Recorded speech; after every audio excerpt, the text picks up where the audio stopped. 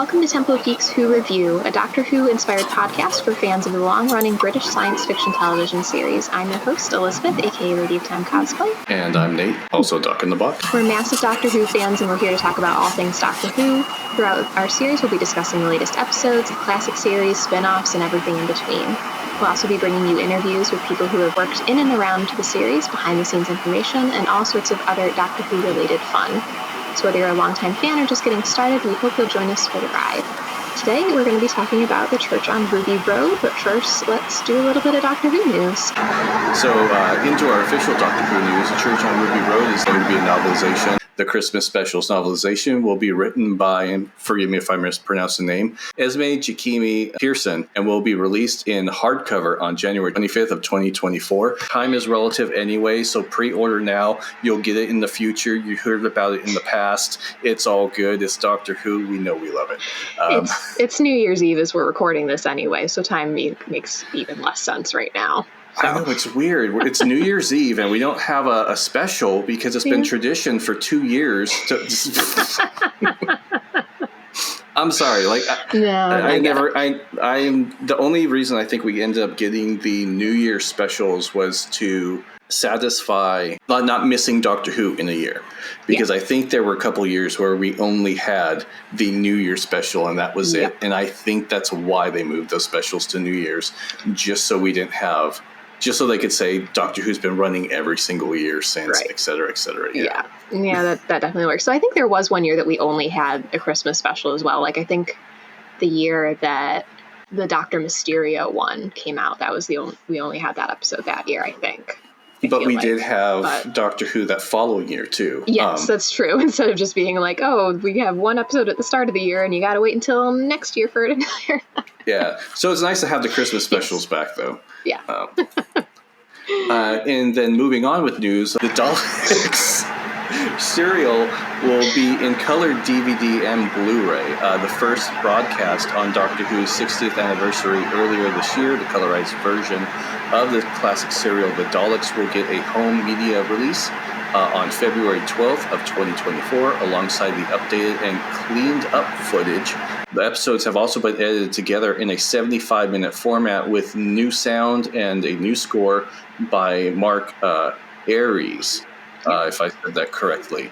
So that's exciting to have the first Doctor, first experience with the Daleks, have it re-released on higher quality video, which might sometimes ruins things. I'm not sure if I need old Doctor Who in HD clarity to see the cardboard cutouts and everything, but it's happening. Yeah, I do think it's interesting though too that they've also added it. I haven't gotten a chance to watch it because it's one of those things that you can only watch on the iPlayer right now because I thought that Disney Plus having stuff meant that fans outside of the UK would have more access to stuff, but apparently not. I thought we were getting the back catalog too. But so the way they've edited it together, so it's all one long story instead of chopped up into 30-minute bits. Because I haven't watched I've watched a semi-decent amount of classic Who, but it's always kind of interesting when you're sitting and watching an entire serial all at once because depending on how short the episode is, sometimes you get a minute or longer of the previous week's episode tacked on the front, which makes sense because of how TV was going out, especially for the very, very early days of the show. But sometimes I'm yes, I know, I already saw this past 2 minutes. Can we just skip to the new part, please? Previously on Doctor Who. Yeah, exactly. All right.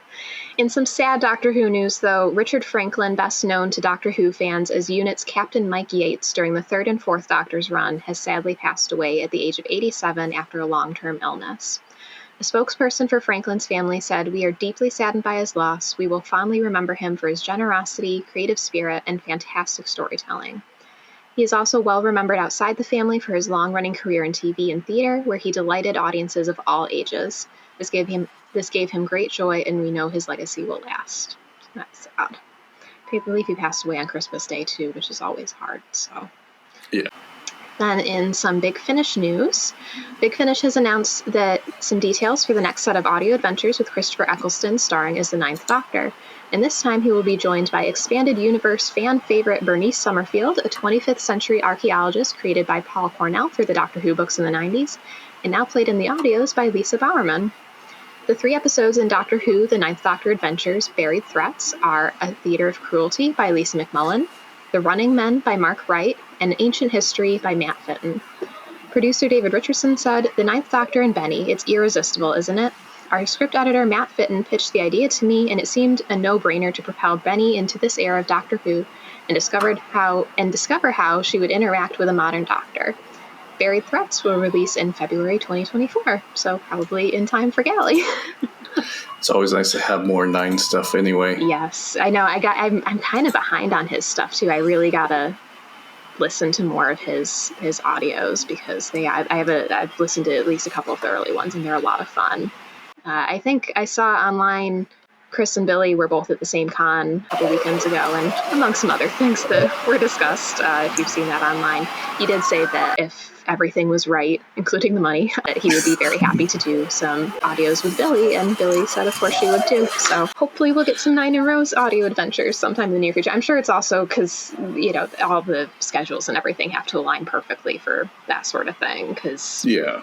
Apparently they've been trying for years to do 10th Doctor and River Song stories, but it literally did not work out until there was a pandemic and everybody was stuck in their homes. Yeah, I guess that's fair. So, because, people are busy. Speaking of Eccleston, also, seeing him as Scrooge has given me the unknown desire to see Eccleston as the Ninth Doctor all Scrooged up in Christmas Town. I want a storyline or an alternate universe where Christopher Eccleston's Doctor is Scrooged up in that outfit in Christmas Town instead of the 11th Doctor fighting everyone off. It just replacing. No offense to Matt Smith, no offense to the 11th Doctor or anything, but if you just dropped Eccleston in that spot, in that outfit, holy shit, that would be amazing. I did not know I needed that in my life until I saw him dressed as Scrooge. I know. I love how many Doctor Who actors do theater as well, and it's so fun to see the pictures, and I've seen a couple people saying that they're hoping that they might record it, but apparently that theater company doesn't often do that, which is unfortunate. But record their performance? Yeah. I'm personally really hoping, because David Tennant is in Macbeth right now. I really want to see that, but I don't have the money to go to the UK before February. Wasn't he in Macbeth before, years ago? Alex Kingston was. Alex Kingston was in a production of Macbeth as Lady Macbeth that was in New York City and in the UK for a time. But he's done a lot of Shakespeare, but I think maybe I'm thinking of Hamlet. I think he was in Hamlet. Okay. He's done Hamlet, and it's fun because that was Sir Patrick Stewart was the king in that one, which is fun. And then he was in, I forget if it was Richard II or Richard III, but I did get to see him in that when they did that production in New York City. So that was fun. And it was funny because one of the very early lines in the production is something about a doctor. And you could tell who in the audience was there because of Doctor Who, because there was a little bit of a ha-ha-ha that ran through the audience. Yeah, so that was fun. All right, but we are here to talk about the new episode, The Church on Ruby Road, 15th Doctor, Ncuti Gatwa. I would say his first performance, but it wasn't necessarily his first performance because he was in a decent amount of the end of the regeneration, the bi-regeneration. Yeah. Yes. But yes, I guess you would have to say it's his first solo episode. Overall thoughts? Yeah, just overall thoughts. I liked it. I liked him. I liked Ruby. I loved both of their performances. I think I could have done without the Goblin song. Oh. In all honesty, I think I could have gone without it. It's definitely the Russell T Davies that I was expecting to show. His overall story arcs are always great. I've admired that about him. However, the journey to that point is rough sometimes because he does some very hokey things that it's just like, oh, I know it's going to pay off in the end. Nothing's been as bad as the Slovene, at least. Nothing I don't think will ever top that. No. But, I hope not, anyway.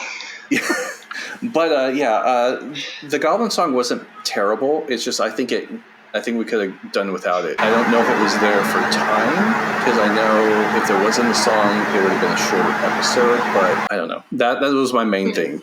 I probably could have done without the song. See, I was very excited about this. I don't know the exact timeline of when Disney came into the picture with Doctor Who at this point. Like, I believe I've seen that the deal only happened after they had already shot all of, or at least most of the 60th. So I don't know, like, around when, for the Christmas special, everything was happening. But, like, honestly, if Disney being involved in Doctor Who means musical bits of Doctor Who, I'm happy because I'm a big musical fan. As was evidenced by the fact that one time I watched the Tony Awards while filming an episode of this podcast. Well, the other part that threw me off with the song was 15 and Ruby just jumping straight into it without it being like, oh, this is their, like, them going into it so smoothly, I would have assumed there'd be some throwaway line like, oh, well, they speak in song, or this is just what we have to do, or whatnot, or that's how they communicate, or there's something in the air that just makes everyone sing. I don't know. Yeah. I wonder if there was a line about that, but then maybe Disney had them cut it because there was a kind of thing like that in the Marvels, maybe. Oh, yeah, maybe. Yeah. That's true. Know. But it was fun. I just hope that I'm not completely knocking, because apparently it was Russell that wrote the words for the song, and I'm not completely knocking the lyrics, but hopefully if there is more songs in Doctor Who in the near future, maybe Russell gets a lyricist to write some songs. I love them, but I'm like, I think somebody pointed out that Ruby rhymed the word you like 3 times with itself. I didn't notice that. I when it said baby toes and baby blood, I'm like, yeah. This is very interesting. Okay. Yeah. I mean, I thought it was fun, but yeah. Especially because I think it's fun that Ncuti Gatwa can sing, because we kind of knew that he could sing. I mean, he's not like a featured vocalist in the Barbie movie, but like he was part of the recording of I'm Just Ken and you know, Push, which I don't know if I'll make a ribbon because I have so many ribbons left over from last year because I just didn't go to a lot of the ribbon meetups, but I really hope that at least one person at Gallifrey 1 has a ribbon that says this Ken is the Doctor. That probably would be. That would be a good one. Yep. I'm like, this Ken is the Doctor. And this is kind of is more like a talking about, you know, future stuff, but like I really hope that they get Ryan Gosling in Doctor Who before Ncuti leaves. That would be cool. It would be so much fun. But yeah, overall, I really enjoyed the episode. I think kind of like a lot of the Christmas specials that introduce new characters, I think it'll grow on me as we see more of these characters, you know, because kind of like Runaway Bride became a retroactive favorite of mine once we saw more of Donna kind of thing. Husbands of River Song is one of my ultimate favorite Christmas specials because we already knew those characters very well kind of thing. But it works really, really well as an introduction to 15 and Ruby. You know, both of them get showcased exactly kind of who they are as people and why they are the way that they are kind of thing. And I also enjoyed too that it was much more fantasy sci-fi than I feel like Russell has really done in the show previously. Like usually the fantasy fairy tale sci-fi stuff is more what like Stephen Moffat would do. So I thought it was interesting that he kind of worked in some more fantasy elements into the sci-fi. I think we're going to see a lot more of that because of the whole premise of David Tennant once again fucking up the universe. And this time, instead of breaking the universe and having the 11th Doctor go through, because when he crossed over into Pete's world, it left cracks in the universe, which the 11th Doctor had ramifications for. But now he went to the edge of the universe and released superstition, which now fantasy is starting to, I think that's where this is leading, bleed into our world, because we have goblins and the Goblin King. And I've already seen people comparing it to Labyrinth, but I think that's why it's coming into this world. I have a feeling all these fantasy things are being pulled into this world because of, once again, what David Tennant did. Yeah. I saw there was a tweet I had to go look up. It's by Joe B. Art. Toymaker does a musical number. There's a musical number in Church and Ruby Road. Next season, Jinx Monsoon and Jonathan Groff. What if, when 14 let in superstition and magic, etc., into the universe, he also let in the greatest kind of magic of all, musicals? Like, I love that. I'm like, that's my new favorite tweet. But yeah. So like we talked about a little bit already, we got introduced to 15 a bit in the anniversary specials, specifically the Giggle. But what do you think of this being his first solo outing? It wasn't bad. I think it was good. I liked him as a Doctor. The Sonic still has to grow on me. I liked Ruby. I liked the supporting cast. Everyone's talking about who's Miss Flood. I just think it was like a cheeky thing at the end. I honestly believe she's probably nobody, because she didn't even know what the TARDIS was at all. She thought someone parked it there for whatever reason, and then all of a sudden knew everything about it at the end. I just think it was cheeky. The beginning of the episode did feel very Disney to me, though. No, I think it was a decent episode. If I were to rate I don't know if I would call this a regeneration episode, because it is his first outing after the regeneration. So right, but it's not like immediate. Like there's probably like an unspecified amount of time between when he goes off in his underwear in his own TARDIS and then when he shows up in his nice outfits in this episode. Yeah, because most Doctors regenerate. They have a little bit and then they take off, and this is his first one. So I guess for now this is his regeneration episode, whatnot. I'd say, let's see, 10 is still bottom tier on regeneration episodes. However, the Christmas tree is still a lethal thing in the Doctor Who universe. Yes. That stands to be true. Yeah. 11's was good. I'd say they might be in the top 3, actually, because 11's was probably one of the better ones. 13 was pretty high tier for me also, just because of how fast-paced and everything that was going on with it. I think the only thing that held 13's back was the music. I forget the composer's name, but I don't think he had his... when you reach your stride in something? Yes, yeah. I feel like that he didn't have it right away. So if the music were on point, I think that episode would have hit a lot harder than it would. 13's regeneration episode wasn't bad at all, I'll be honest. When that came out, that was the same weekend as New York Comic Con that year, and so I got to watch it on big screen. And I will say, I don't usually have weird things about textures, but like eating popcorn and then having the guy's face pop up with all the teeth in it did kind of turn my stomach a little. Because of course his face is like, 10 feet tall because it's this giant screen in Madison Square Garden, and I'm sitting there eating popcorn and I'm like, whoa. He was a cool looking enemy, though. Yes. He was a cool looking. Yeah, I think I've got the Pop Funko of him somewhere, because for whatever reason, they only made Pop Funkos of 13 and the monsters for her series, but whatever. Yeah, that's true. Yeah, none of the companions. Nope. Where's my Grandpop, damn it? I know. They could have made a 3-pack of them, too. Like, come on. I mean, we got a Pating. Can we... Oh, you know what? Can we at least get... What was it called? What's it? Silorax? No. The frog? Can we get the frog on the chair? Where's my frog on the chair, Pop? I know, part of me too, is slightly off topic, but I'm like, okay, with Disney involved, does that mean we can get more Doctor Who lounge flies? Because I really want more Doctor Who lounge flies. Maybe, or especially the little cosplay ones that look like their outfits. I'm like, a little cosplay version backpack of 15's outfit would be so cute. I would love that. You know who might actually, if they want to get licensing for it, might be Her Universe. They might do more.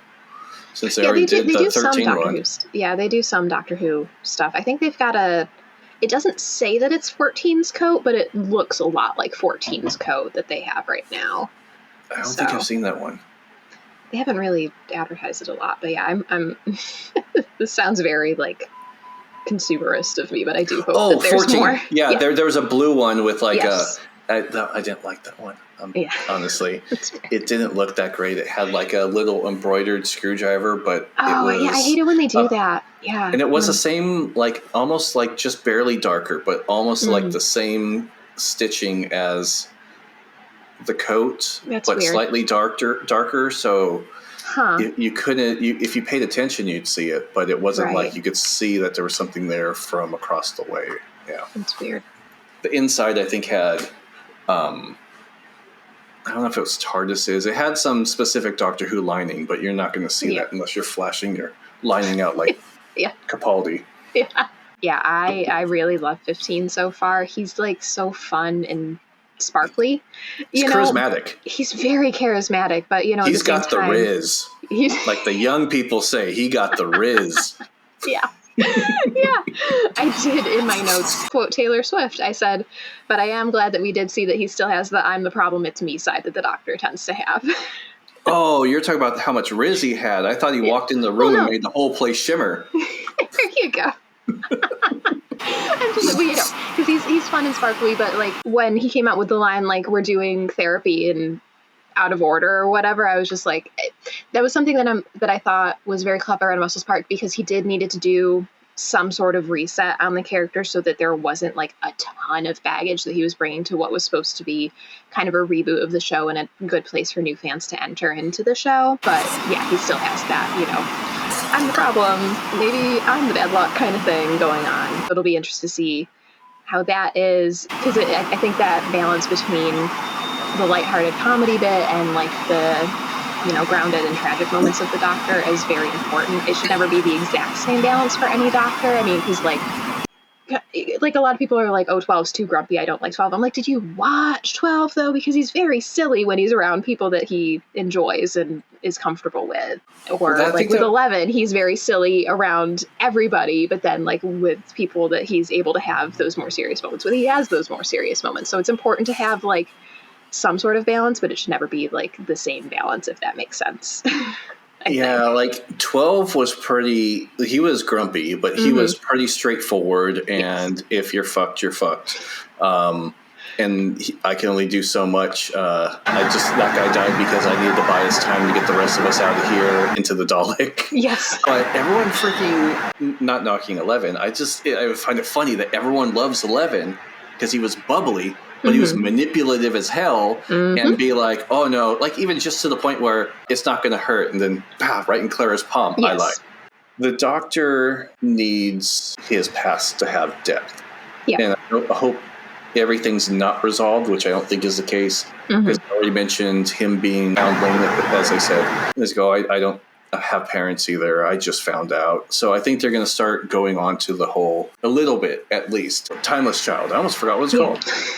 The Timeless Child thing and stuff like that. But I really do hope they give him like some dark stuff to work with, because the range that we're seeing on Ncuti right now is, I think this man has the potential to just break me inside emotionally, both RTD and Ncuti, and it's going to be amazing if they just tear us up emotionally. I'm down for it. Oh, for sure.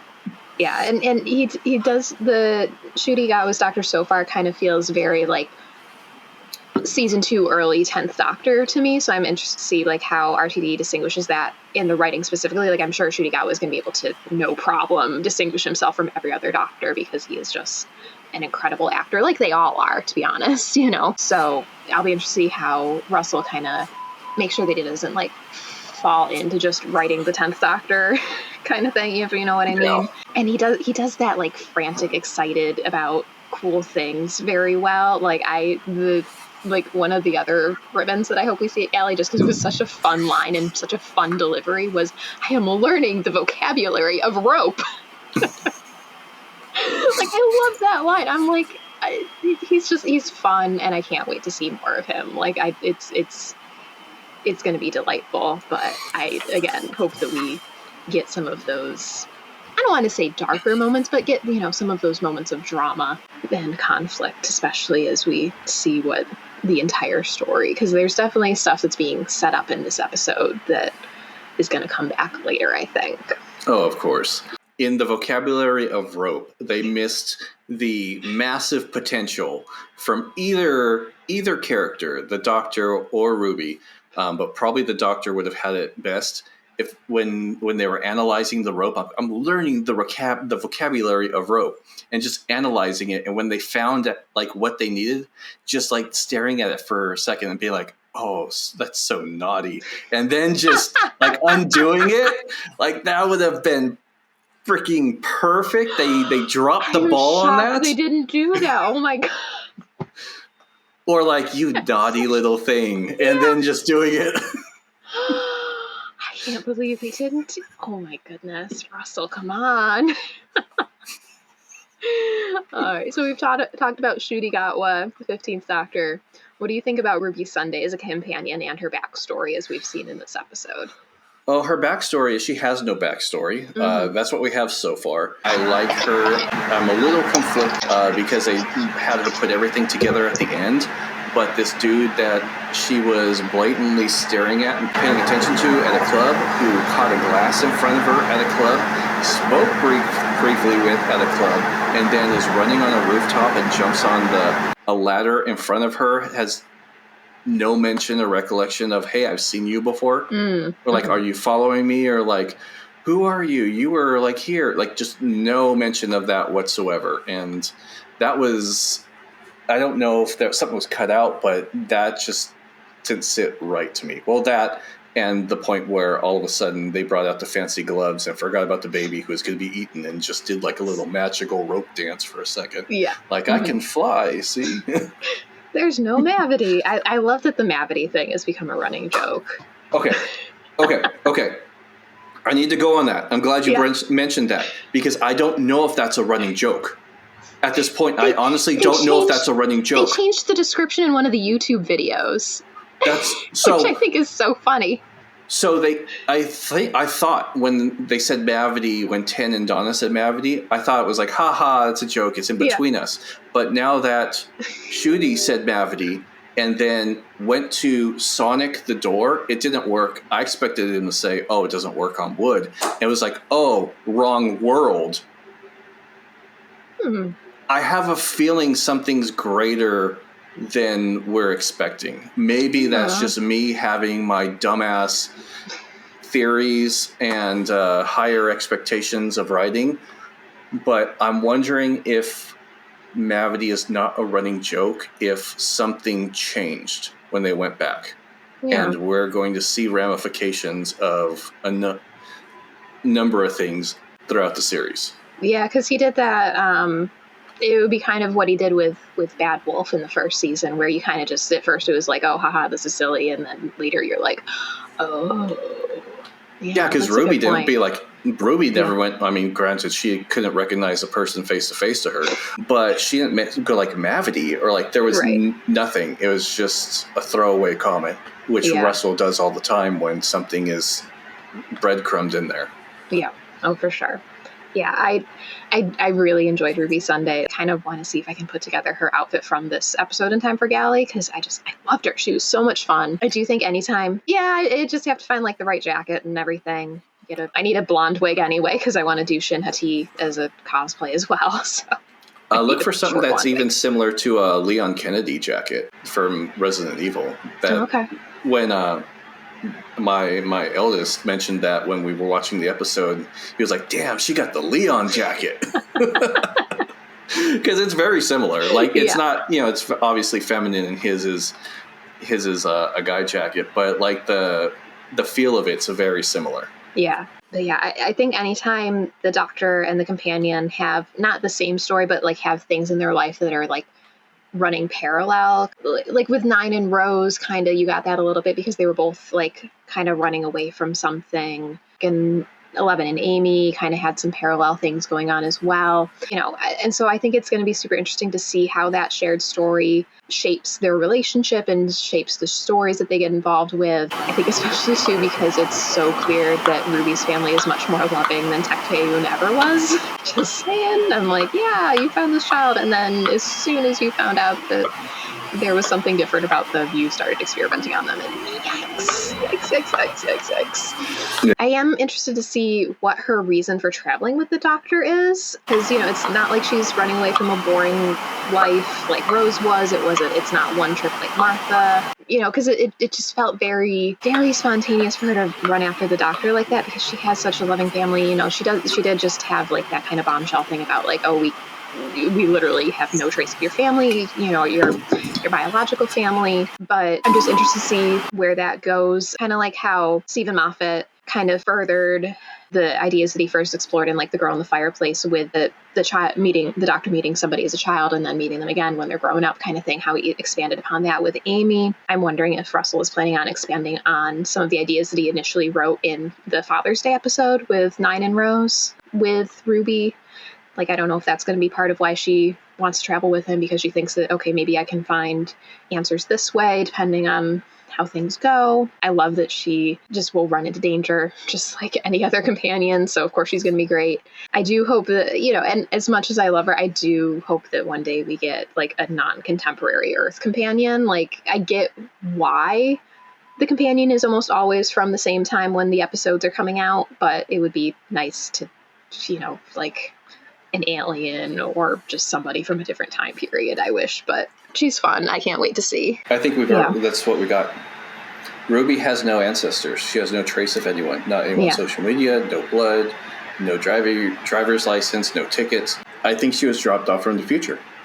Oh. I think she's a future baby that was dropped off in the past for these course of events to take place for the doctor to find. Oh, I hadn't thought about it. That's a great theory. I like that theory. Because, she wouldn't have any record of anybody being alive anywhere if everyone she was related to was from the future. Huh, yeah. I hadn't thought about it. That's a great theory. I guess depending on how well things are tracked, I guess it could, in theory, you could say, Ancestry.com can track people back to, etc., like timeline far back. But like, if she was far enough, or if she was an off-world child who just looks human, that's passable, which I don't think that's the case.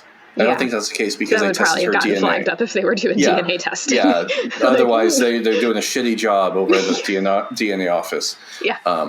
But I think that's what it is. I think she came from the future, and that's why there's no record of any recent relatives. If they were searching for parents and siblings or like next of kin or so forth.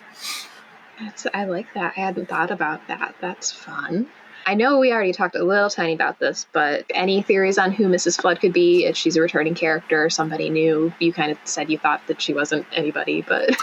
I think it's a red herring. For a brief moment, I was like, oh, who the hell is she? But then I was like, well, she didn't know what the TARDIS was. In the alternate timeline when Ruby didn't exist, that's when she saw the TARDIS disappear and dropped everything, and she was shocked. But that timeline was fixed, so she doesn't remember that. So I'm assuming the doctor had already, maybe he, talked to her and raised her up already. I'm really not thinking that she's much of anybody. I could be wrong.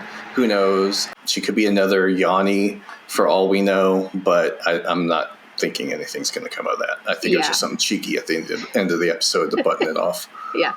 Yeah, my initial gut feeling was that she was a future version of Ruby, like an older Ruby.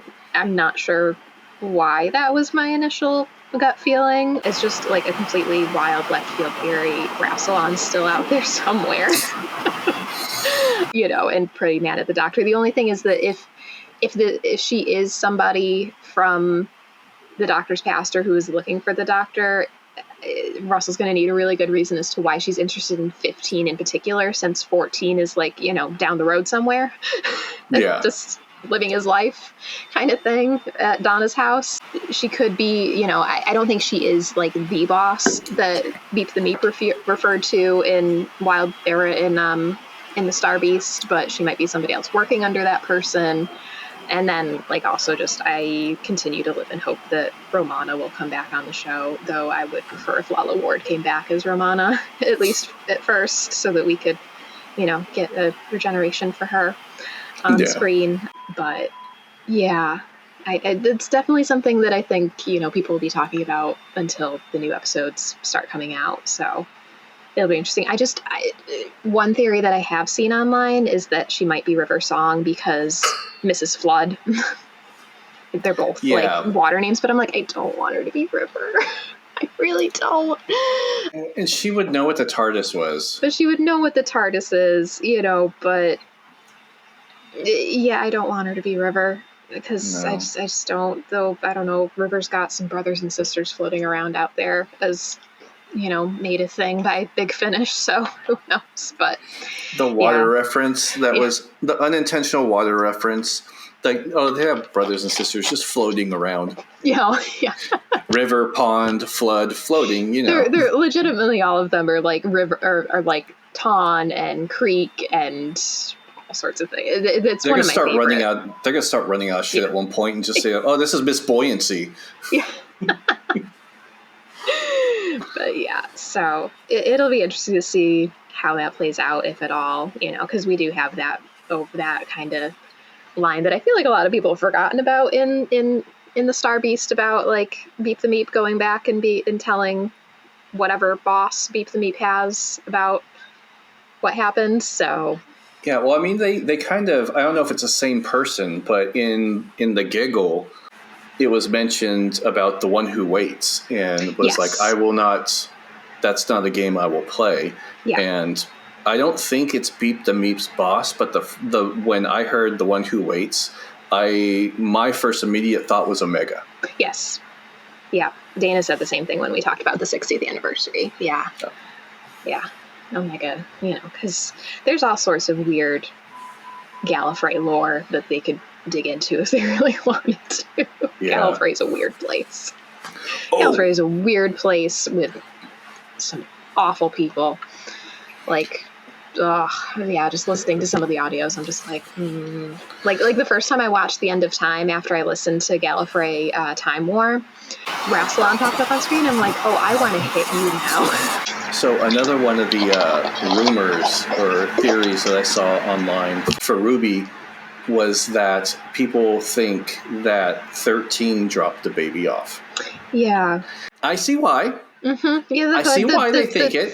Because she has a hoodie on and she's wearing boots, pants that don't go all the way down. So I understand, but no, because I'm going to be the anal cosplayer and say that those boots are laced all the way up. 13 never laced her boots all the way up. Not once, not a single time. And I don't think that would be the case, because if that was the case, 15 would have some recollection of it. Otherwise, there'd be a huge plot hole on why 15 does not know who this child is or who Ruby is. And there would need to be some splaining done on why that happened. I do feel like it's probably going to wind up being Ruby who is putting Ruby by the church. I wouldn't be surprised. Like that's a very... I think that figure was taller than her, but maybe they're trying to imply that it was older Ruby. Right. And not our Ruby. So, I don't know. Who knows? Yeah. And, if you've got you could put stuff under a hood to make you look taller. I don't know. But... Well, she didn't have a big head. She was just tall. She's just tall. Yeah, I don't know. But, yeah, I definitely feel like it'll be Ruby. It'll be interesting to see what winds up actually being important to the story versus what Russell is just throwing in there to get people talking, I think. Yeah. I'll be interested to see how that goes. But since we're talking about it already... we got the trailer at the end of the episode for the upcoming series. The trailer said spring, but every post that Disney has made with the trailer said coming this May. So I guess it's coming out in May. It'll spring up in May. Because anytime they're like spring, I'm like, okay, are we talking like March spring or like late June, like mid-June spring? Because that's still technically spring. Drives me nuts when they do that. Okay, so I had one more thing on Ruby, which is probably nothing.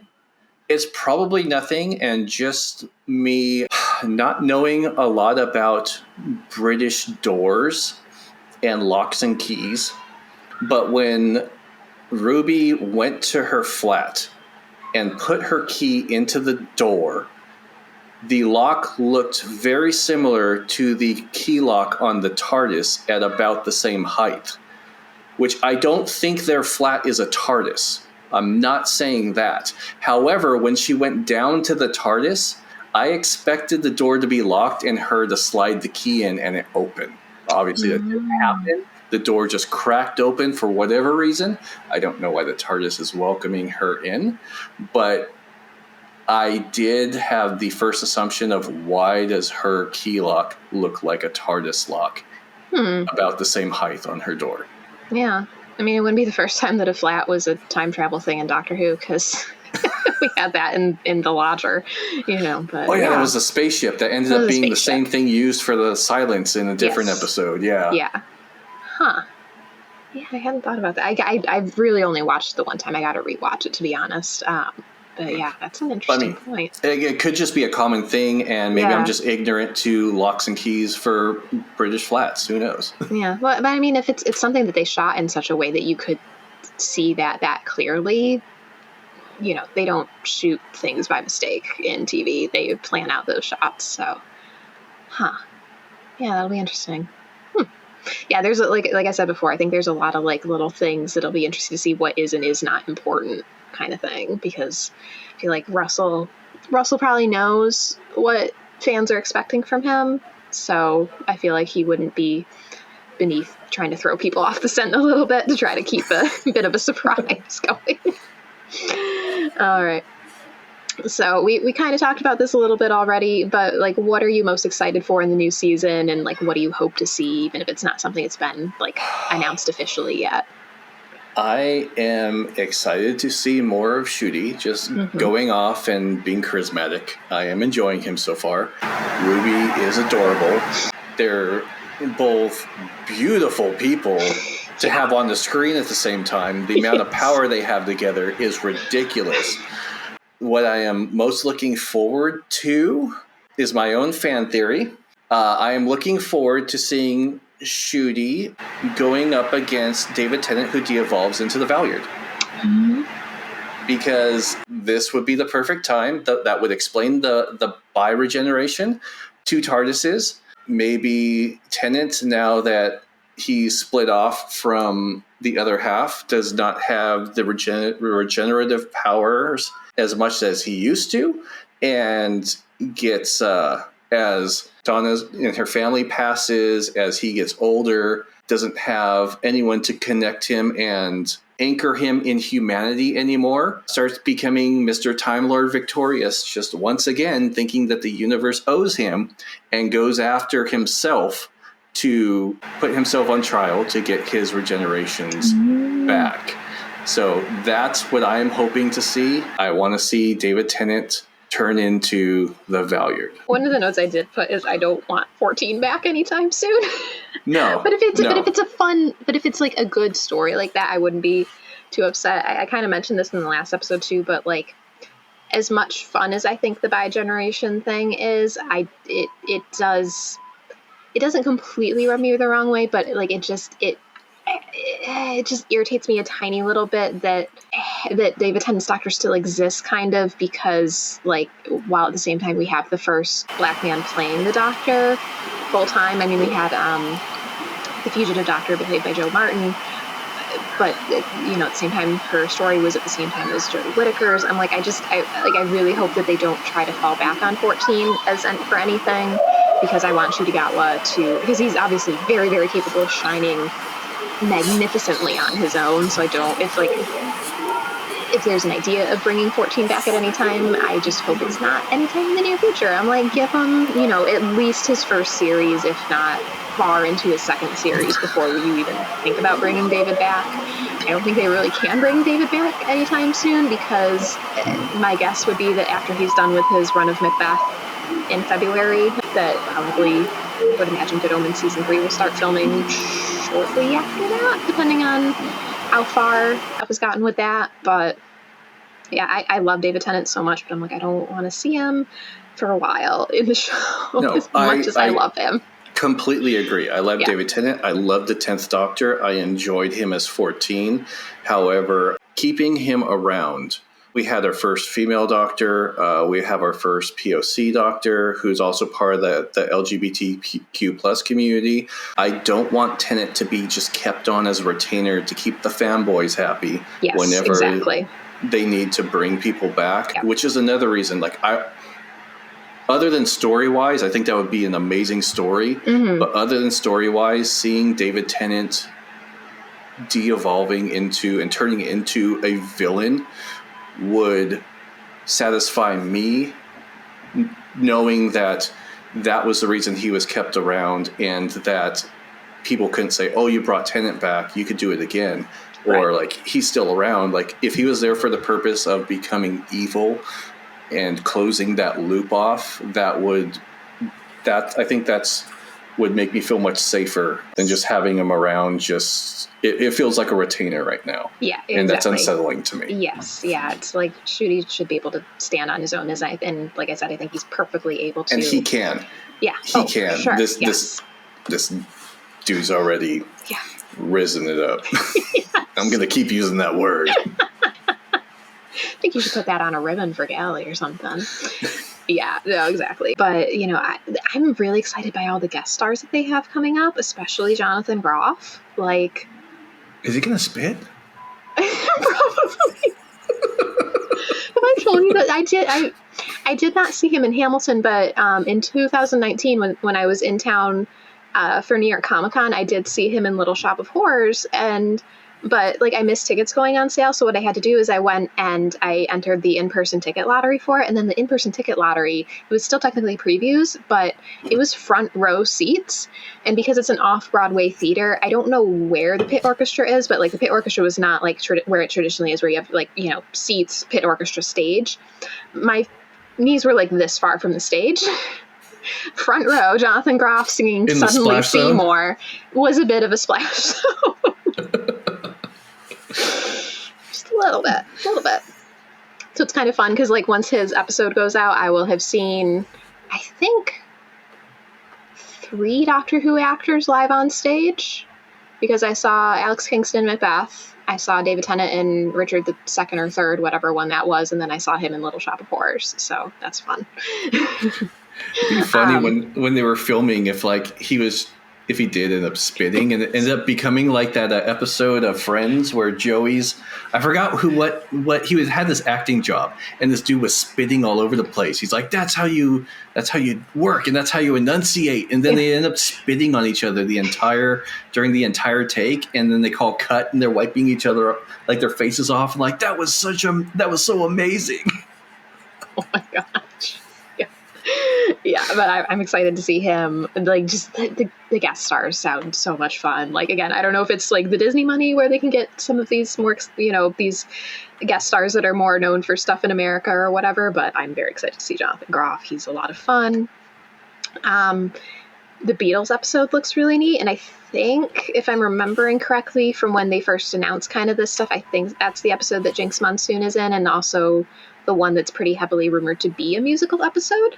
So that'll be fun. Okay. I'm guessing if that is the musical episode, it might be more of a jukebox musical than strictly original songs, which is fine. Jukebox musicals are fun. I didn't know that was going to be the music or a musical episode, but I think you're right with Jinx being in that episode. Yeah, because I think the Jinx Monsoon post happened around the same time as they showed the post of 15 and Ruby in their like 60s outfits, so I believe that's the right episode. It would make sense because the outfit that Jinx has on is very like musical note, whatever, but I don't know. The musical even just the possibility of a musical episode has me very excited as a musical fan, as a Broadway fan. I saw 3 shows when I was in town for New York Comic Con, so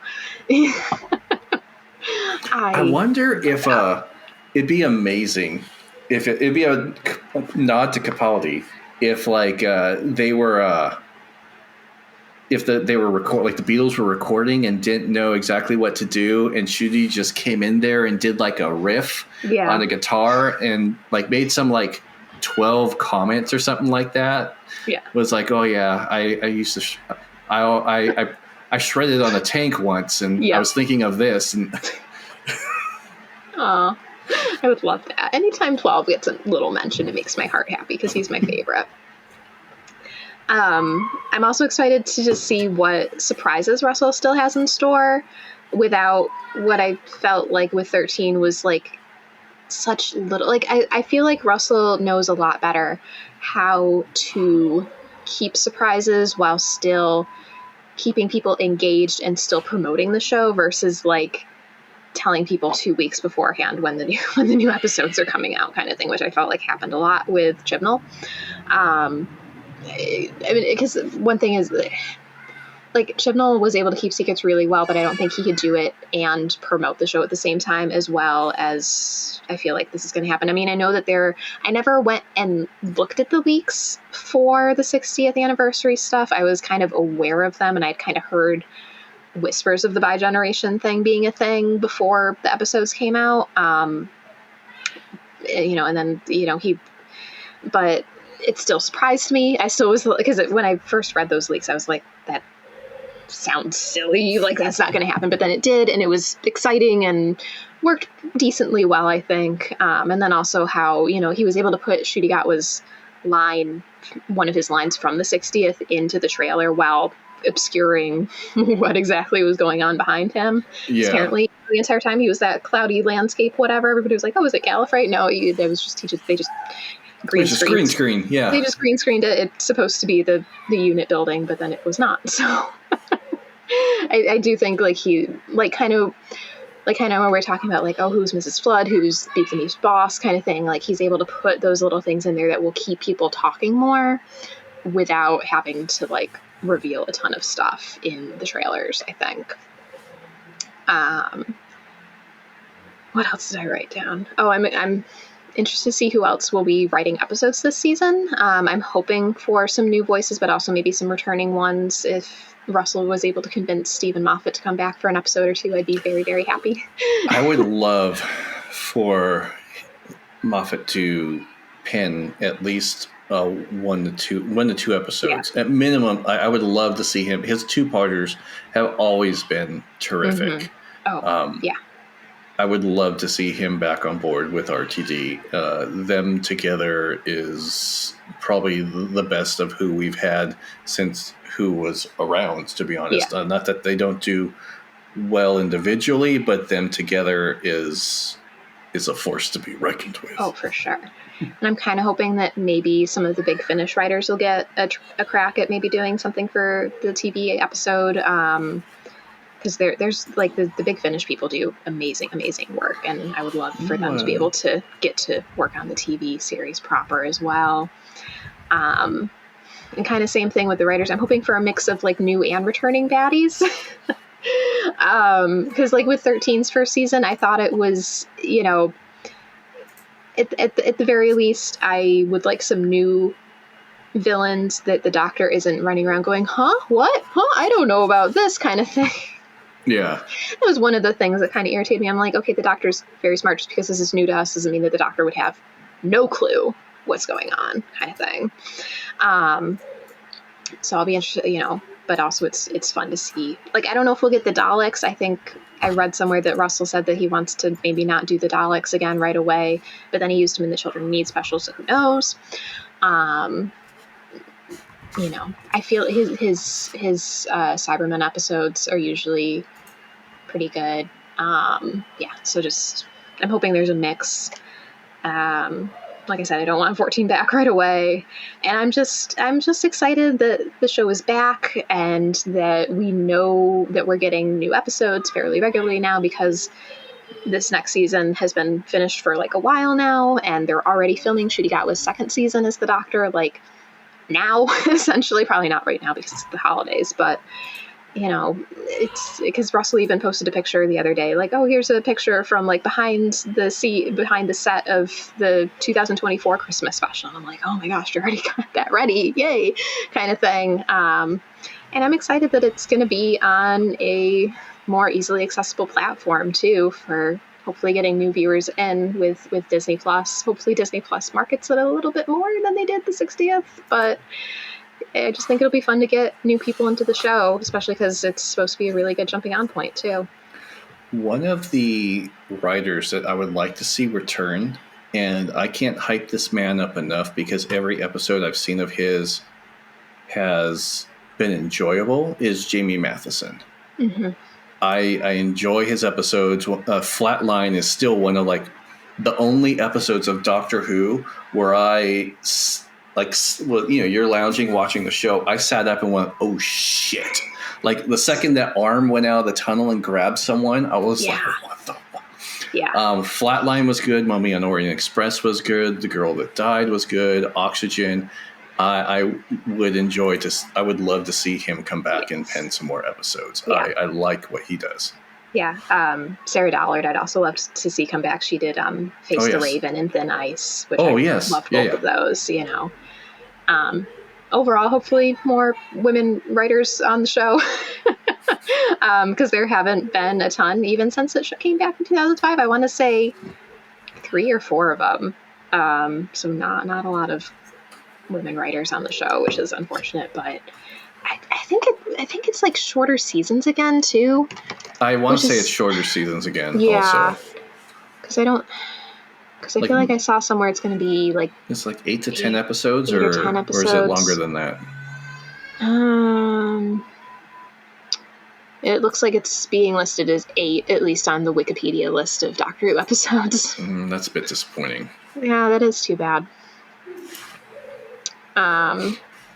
But yeah, and then I'm also interested to see, you know, what, not that Disney is producing the show, that as far as I'm aware, it's still just like the licensing rights. I'm sure they're involved a little bit somehow, but I'll be interested to see how the Disney having that connection with Disney, maybe we'll get to bring in some other interesting people to work on the show, like, you know, the guest stars that we've already seen, but like, unironically, I'd love to see Dave Filoni do an episode.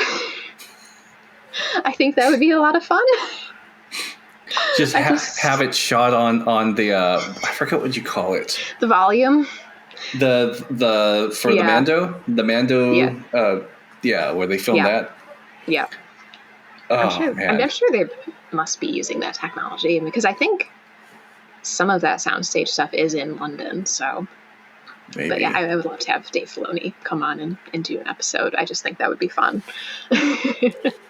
I also would really like Bryce Dallas Howard to come direct an episode, because I heard some of her episodes of Mandalorian are some of my favorites. So it's exciting. It feels like it's gonna, like, I was really hoping that when they said spring that it'd be March, because we know that the episodes are all pretty much done. I mean, I'm sure there's probably still a bit more work to be done with, like, you know, score and special effects and stuff, but I'm like, oh, come on, you know.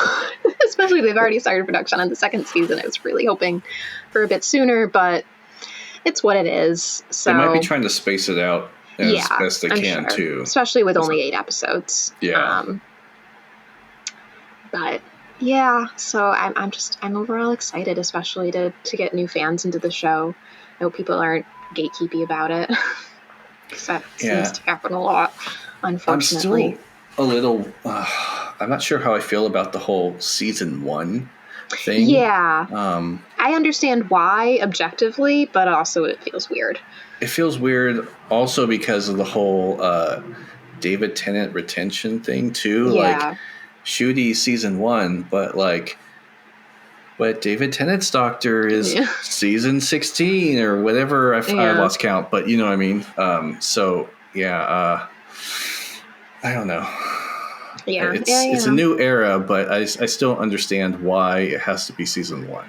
Yeah. Like I kind of get why, especially because I think my assumption would be that Disney will eventually get the entire back catalog, but my guess would be that they have to wait out whatever contracts the BBC has with HBO Max and BritBox. But yeah, yeah, it's a little weird. And I also hope that once the seasons proper start going on Disney, especially even if just with Judy Gatwa's first season, I hope that they don't make the same mistake that Amazon did when they had the show and like make the specials separate listings. Oh, yeah, like you get lost and out of place, and yeah, you have to know the name of the actual special that you're looking for in order to and like watch what everything order in you're order. supposed. Yeah, because like right now, I would have assumed that all three specials would have, the 14th Doctor specials. I would have assumed that those would have all been under the same listing, just as different episodes, but they're listed as Special 1, Special 2, Special 3, and then even The Church on Ruby Road is listed as Special 4. I'm like, sort of, but also it's supposed to be like the start of Shooting Out with seasons, so hopefully it'll get added into that. It's just weird. I hope that somebody talks to them about that, because that's not quite how that should be listed. Yeah, cataloging is very important, especially with this show. Yeah, oh for sure. But yeah, because I remember like telling some people to, like, oh, you should watch it, it's on Prime, and then they'd be like, how come, like, it was this one guy one episode, and the next episode there was no explanation because it was this other guy. I was like, that's weird. And so then when I looked, and I'm like, oh, because the Christmas specials are all listed separately for no good reason. Yeah. Apart from possibly making more money by having them listed separately as an episode you have to buy on its own versus as part of a series. Yeah.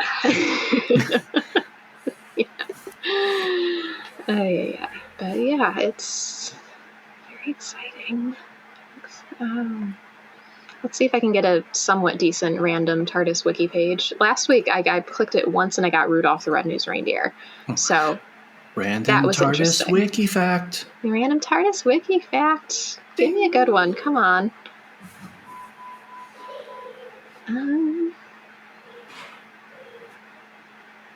Is there any good? Okay, Doctor Who magazine 543, but it literally just lists what the contents are, so that's no good.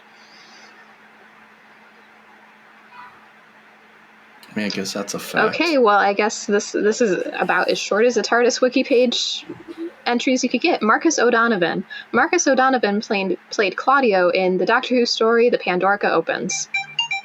And that is literally it for the entry.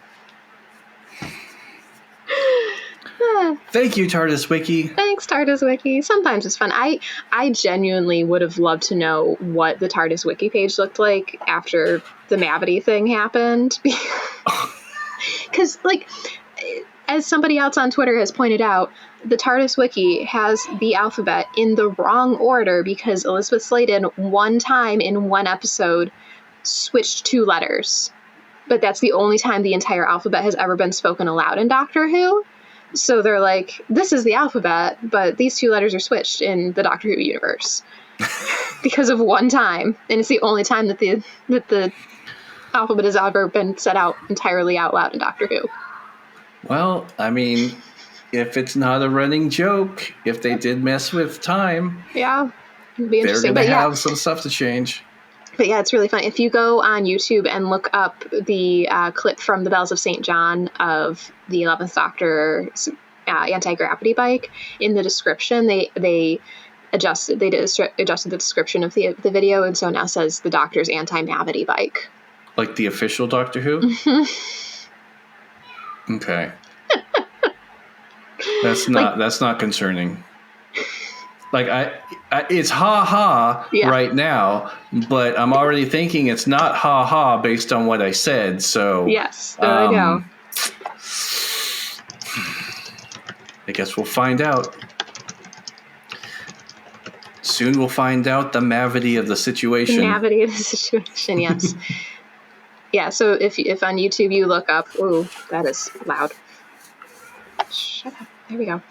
If you look up on YouTube, the Doctor rides up the Shard, the Bells of St. John, Doctor Who, on the official Doctor Who page, in the description it says, an angered Doctor sets out to the Shard, the tallest building in the EU, on an anti-mavity motorbike. So that's interesting. Yeah. Okay. Who knew? All right. So that was a lot of fun. Well, at least they care about continuity when it comes to mavity. Not mavity. Yes, mavity of the situation. I love this show. It's very silly, and I adore it so much. If they say Mavity one more time, there's something going on. Yes. If there's one more episode at any point, if he or Ruby says Mavity with no one else questioning anything, there's something going on. Yeah, that was confirmation enough for me. He doesn't have to keep using the word gravity or Mavity in anything, but he very specifically wrote that glove to be like, oh, because he could have been like, oh, it's like a, like Spider-Man, or whatever. But no, he was like, oh, all the mass and the Mavity exist in the glove. And I'm like, all right, so that is all for this episode of Temple of Geeks Who Review. We hope you enjoyed it. If you did, please be sure to subscribe and leave us a review. Maybe let us know what else you'd like us to talk about, because we've got to come up with some ideas to get us to May, at least. You can also follow us on social media for more Doctor Who content on Twitter, TikTok, Instagram as @TempleOfGeek. You can also visit templeofgeek.com for Doctor Who cosplay guides, episode reviews, news, and more. Thanks so much for listening. Bye! See you guys later.